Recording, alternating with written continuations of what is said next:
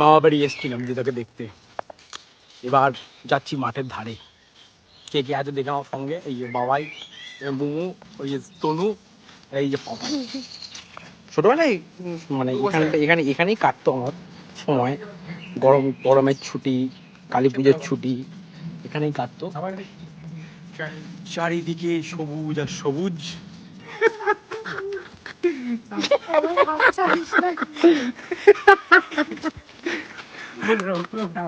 এই সেই মাঠের ধারা, কি সুন্দর সানসেট একখানা। এই যে ট্যাপ ট্যাপ করছে, ওই যে মাঠে কোনোদিন খেলে বেড়ায়নি, মাঠেতে এই যে মাঠে দৌড়াচ্ছে, পাপাই মাঠে দৌড়াচ্ছে, বাবাই আসছে দূর থেকে। এ বাবা, এটা কি হচ্ছে? কি করতে চাইছিস তুই? না ফাটা জামা। ইয়ে বাবা,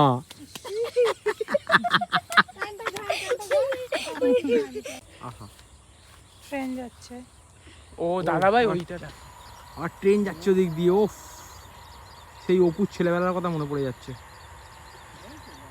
আচ্ছা, এখানে থেকে গেলে 3-4 দিনের জন্য।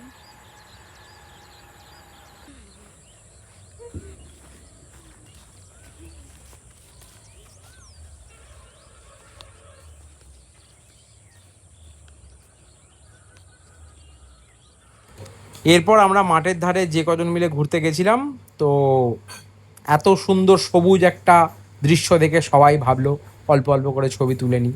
তাই ছবি তুলে দিদাকে বাই বাই বলে আমরা চললাম বাড়ি।